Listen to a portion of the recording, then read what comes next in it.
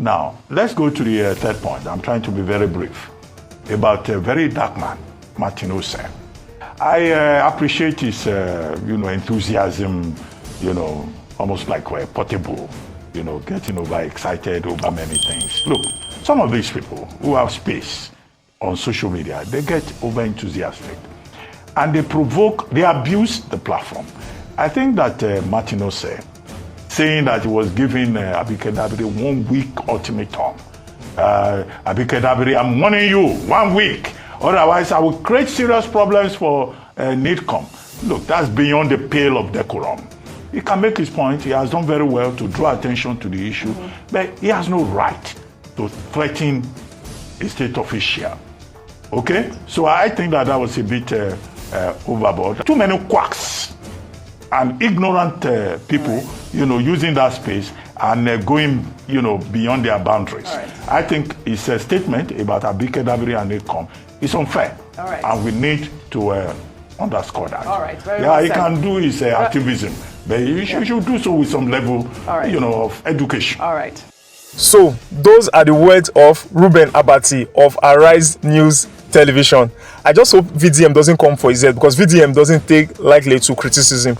But overall, looking at the overall context, if you watch the full video, which I would think it would be fair for you to watch the full video, so I will leave a link to the video and then a credit to Arise TV. Now, when the lady brought up the issue, she said that VDM has done well to have brought attention to the plight of those girls in Ivory Coast, and that, at the same time, he has accused the chairperson in charge for people in the diaspora. But the correct body to have addressed should have been NAPTIP, who are in charge for people trafficked and all of that. And then she said that one of the presenters said that while VDM was doing well, that he shouldn't have gone so hard on Abike Dabiri, because Abike Dabiri is also doing her work, and that he should try to have some form of respect for people when he's calling them out.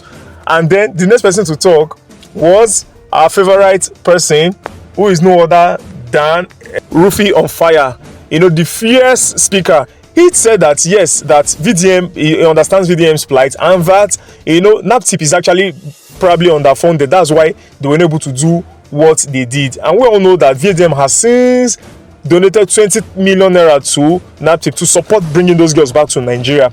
Now, it was that turn of Reuben Abati. Reuben Abati faulted VDM's manner of approach. He first of all praised Abike Dabiri, because Reuben Abati has been in government for some time and politics, so he knows Abike Dabiri. He said that the woman always tries to work with timetable and all of that. She always delivers on what she's doing, and that VDM needs some form of decorum and education that was not professional enough. And that the problem with social media is that there are lots of quacks and unprofessional people. And then in the process, he described him and likened him to Portable, who is always overexcited and emotional. And that Portable wanted to even fight Anthony Joshua. And that's how VDM goes about his business sometimes, that he allows emotion and overexcitement takes the better part of him, and in the process he may make mistakes. So now he has drawn attention to the plight of those girls, but in the process he has called out that woman unfairly, and that was what he was against. That so in the end, that social media gives people freedom, it's democratic, but at the same time it is abused. So I think that somehow he's trying to strike a balance between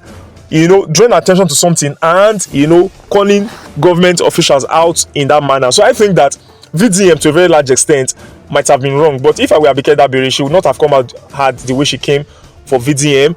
And Reuben Abati, to me, has not done anything wrong. He has just simply said that VDM could have approached it better, and he should be more professional, and he should be educated about what he is doing, which is the truth. I keep saying it, that if VDM, like this other boy now, Timothy, who calls himself Tuma on social media, saying that he knows the person that is knacking Nedunwunku's wife, Regina Daniels, and that Blessing Nkechi also, somebody who is knacking her. All those kind of things can get them into trouble. So I think VDM should be more polished and refined in his call out of people. But we know that he's very passionate about what he does. And of recent, we even saw that the free is coming to give him his credits and his flowers. So in the end, let me know your thoughts in the comment section. I remain your boy Ernesto Mozokwa Adebayo Koje. Remember to like, share, subscribe, and comment. Signing out. Peace.